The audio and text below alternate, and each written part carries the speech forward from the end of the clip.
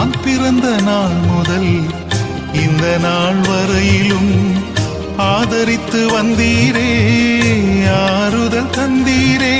எப்படி சொல்வேன், என்னென்ன சொல்வேன் நீ செய்ததை. 1 2